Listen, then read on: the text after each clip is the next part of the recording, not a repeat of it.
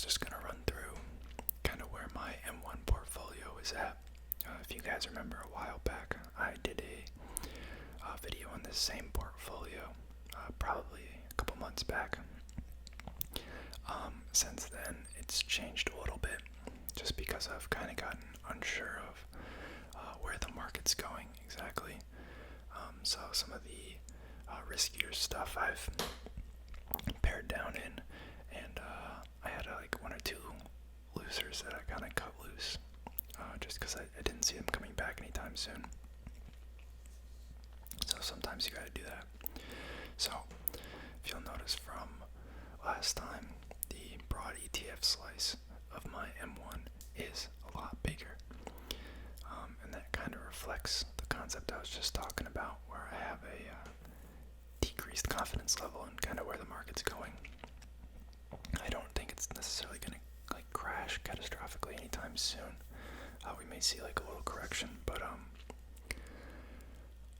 I just don't want to be picking stocks in an environment like this, especially when we're seeing kind of like a rotation out of tech into more like value-oriented stocks, and stocks I haven't seen as a lot of traction lately. But probably a good place to say that I'm not a financial advisor. These are just my opinions. Take it with a grain of salt. My portfolio, I can only show you the 1 week and 1 month chart because the quarter doesn't go back far enough, because I guess I have something in here that's pretty new and was only added February 10th, so it can't go back any further. So you'll see no matter how far I go back, it only shows February 10th. But in the past month, up 4.26%. In the past week, down 0.37%. So, nothing too crazy. It's been pared down a lot since what it used to be, but there's still 57 holdings. It has a dividend yield of 1.122%. Kind of low, but that's not really my goal with this account. I have another dividend account that I've talked about before, where I have dividend in real estate investment trusts, and that I care more about the yield and the stability. And then this expense ratio just comes from the couple of ETFs that I hold. So in the broad ETF, we're down to just 4 holdings now. 91% is in VTI, which is a total market index. This is where I'm putting a lot of my money. I've placed my entire Roth IRA in this fund now, just for now, just until things kind of rebalance of sorts. Otherwise, I'm fine to just ride in VTI. It's basically going to perform the same as the S&P. You know, it has a little bit more small caps, but it doesn't really make a big enough difference just because it's market cap weighted. Next up, we have Vong and XLK, which honestly I would probably be out of right now if I didn't have gains in them. I have a lot of gains in them. I don't want the tax consequences. So that's why I still have Vong and XLK. Those are two really hot sectors. XLK being tech, obviously we know it's been crazy the past year. And Vong, small caps have actually been outperforming the S&P since the start of the year. I think they're up like, this is a little dated when I read this, so I don't know if it's still true, but they were up like 20% versus like 10% in the S&P at one point. That might have changed, but that's why I still have those two. ArcG, I like regardless. They've had a pretty hectic ride, and I'm not up much in them, pretty much flat, because I had them for a long time. I think I added them back in like July, September, but I didn't really start pushing a lot of money into my M1 until beginning of this year when I started my second internship. So a lot of my cost basis is up here, and it kind of brought my cost basis from all these shares up. So now I'm pretty much flat since it crashed kind of at the beginning of February. But it is what it is. I like it long. It's the only ARK fund I'm in anymore. I used to be in some of the others, but everything's just been fine, so I decided to tailor back a little bit. I think my accounts overall are already up like 10 or more this year, which is like more than like the average return for the S&P. So I'm not too bent on trying to get in more gains. I'd be totally fine if that's all I made this year. But I also don't want to get pushed out by inflation, which is why we're still in a lot of the market. Still got the semiconductor pie in here. I don't think I've touched anything in here.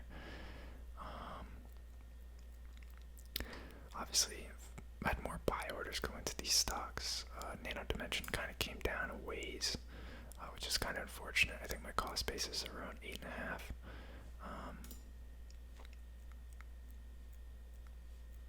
Yeah, because it used to be a really expensive stock, but my cost base is around 8.5.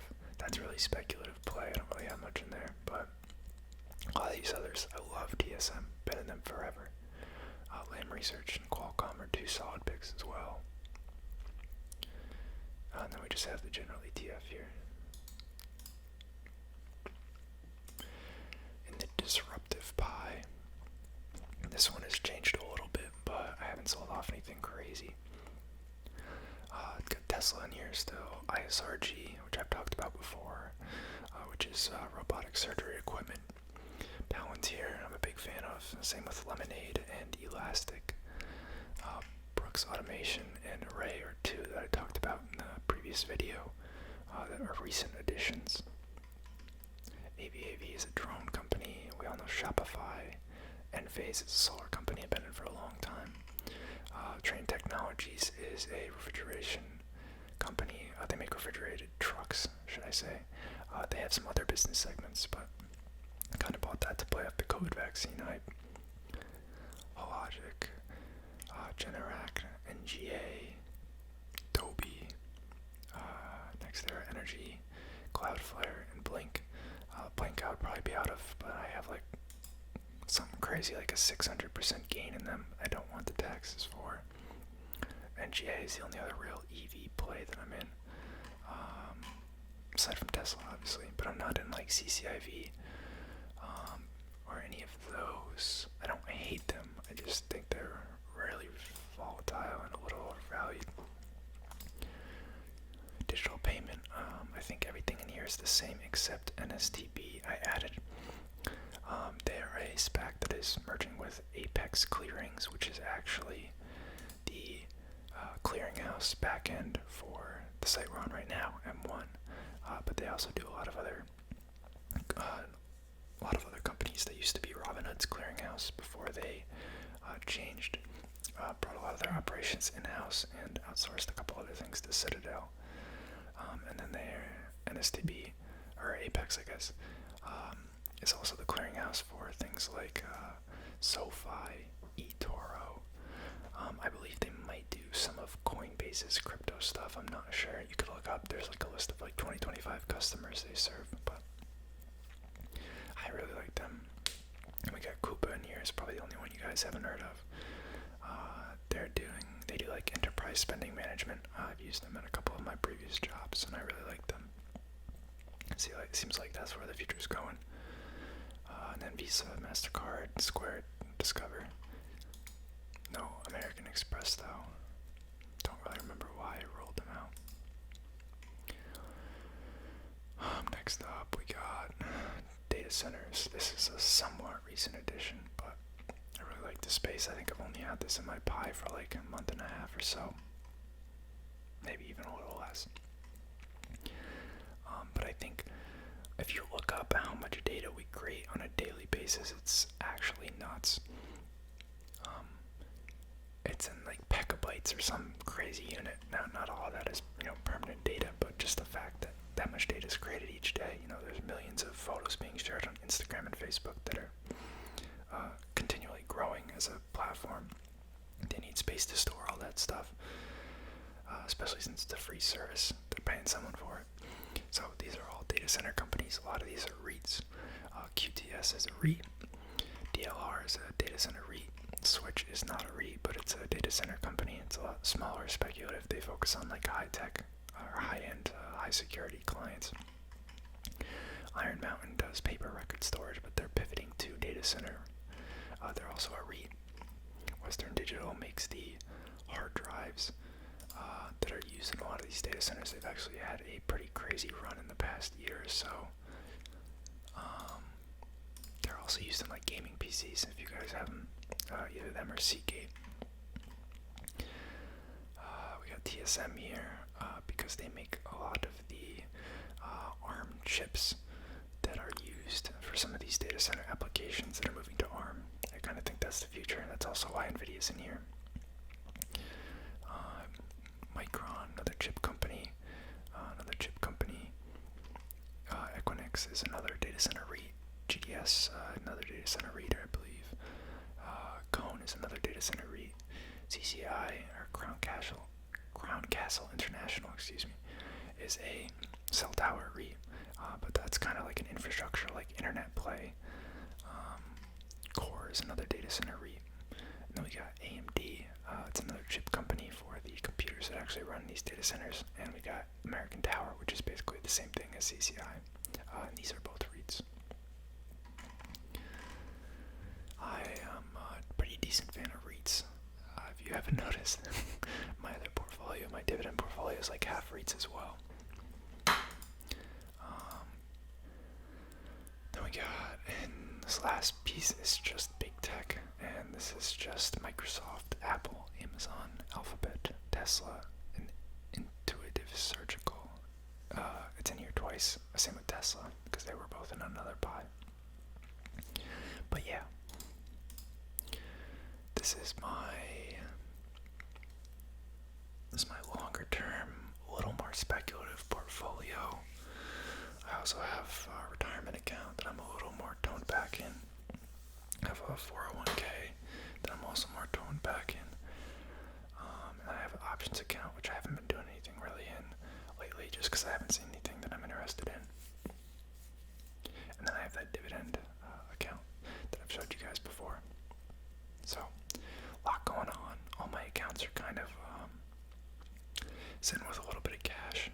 Not too much, because I'm worried about inflation and all the stimulus that's going out. But I'm not really sure where the market's going. And it's making me like a little uneasy to be in like crazy stuff right now. Especially after the past like 15 months that we've had. Like, we deserve a correction. You can just look at like VTI's 2-year. Like, it was down to what, like 111 in March of last year. Now we're at 217. That's like a 90% return, which is just nuts. It's up 50% from 2 years ago, despite one of the worst pandemics we've had in a while. But yeah, pretty crazy. Jeez, 1.2 trillion in assets under management. I did not know that. It's a lot. But hope you guys aren't doing anything too crazy either. Or at least if you are, you're being a little more careful about it. If you guys have any video ideas on things you want to do, I've been trying to spice it up on the channel.